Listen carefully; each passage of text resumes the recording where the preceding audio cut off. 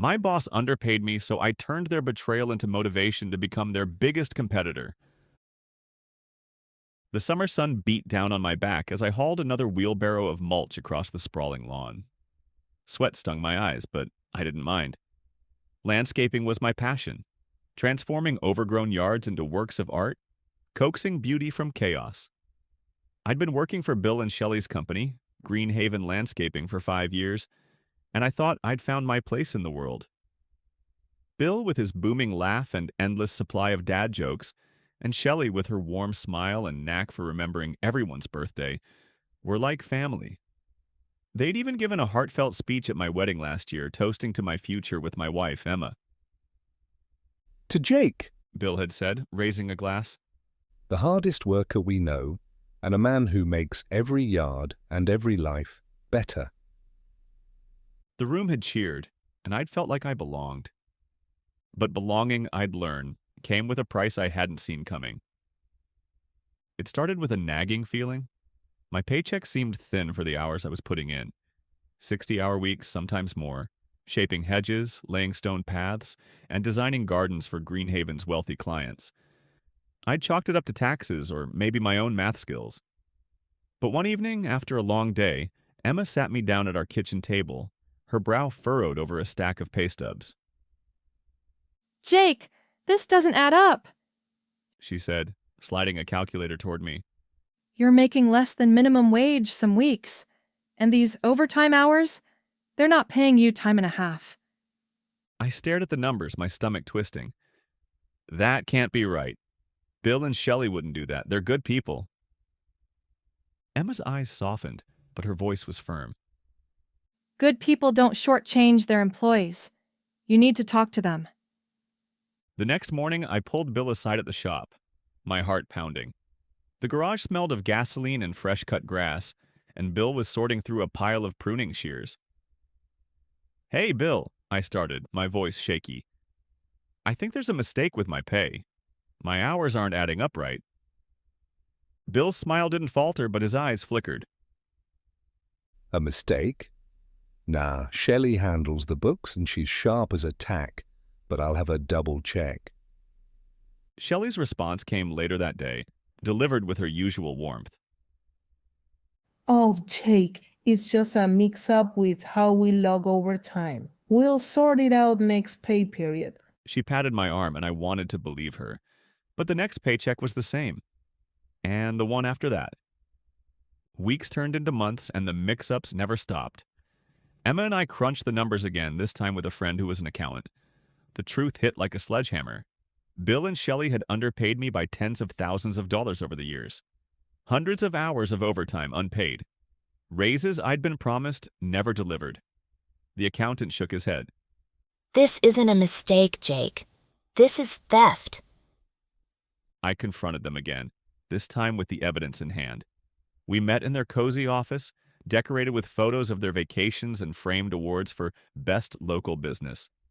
Shelley's smile was gone, replaced by a tight-lipped frown. Bill leaned back in his chair, arms crossed. Jake, you're misunderstanding. Bill said, his voice low.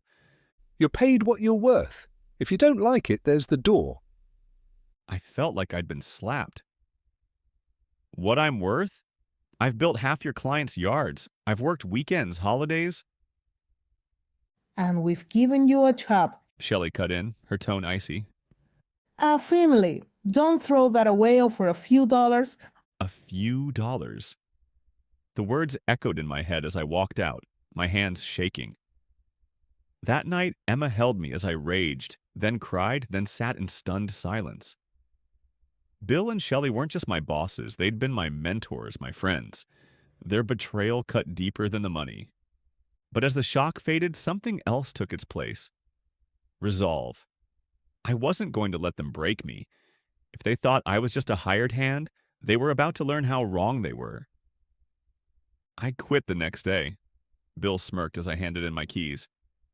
Good luck out there, Jake. Landscaping's a tough game without us. I didn't respond. I didn't need to. My plan was already forming. With our savings and a small loan, Emma and I started Mason's Landscaping. The name was simple, like me, but It carried a promise: honesty, hard work, and quality. I knew the business inside out, every supplier, every trick of the trade. I'd learned it all under Bill and Shelley, and now I'd use it against them. The first few months were brutal. I worked 18-hour days, mowing lawns, planting trees, and handing out flyers at every coffee shop and hardware store in town.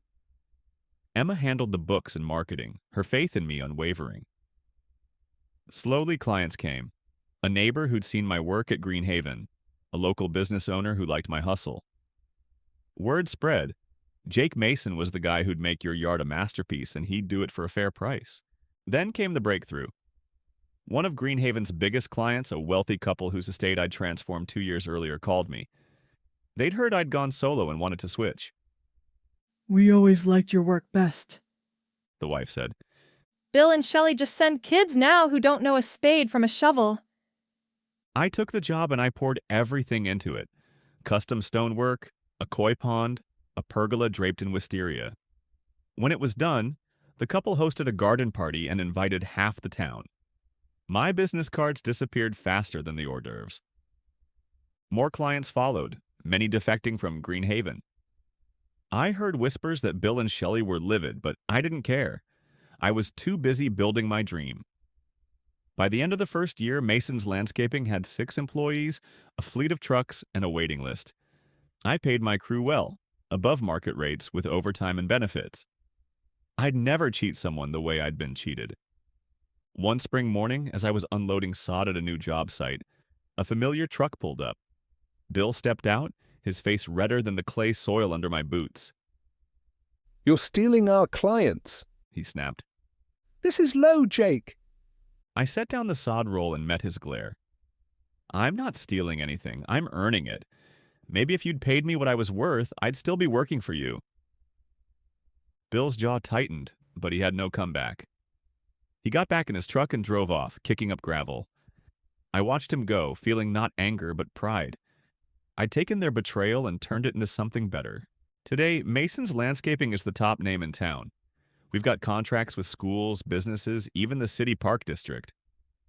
Bill and Shelley are still around, but Greenhaven's a shadow of what it was. Last I heard, they were laying off staff and selling equipment to stay afloat. Emma and I celebrated our 5th anniversary last month. In a backyard I designed myself, our own little Eden.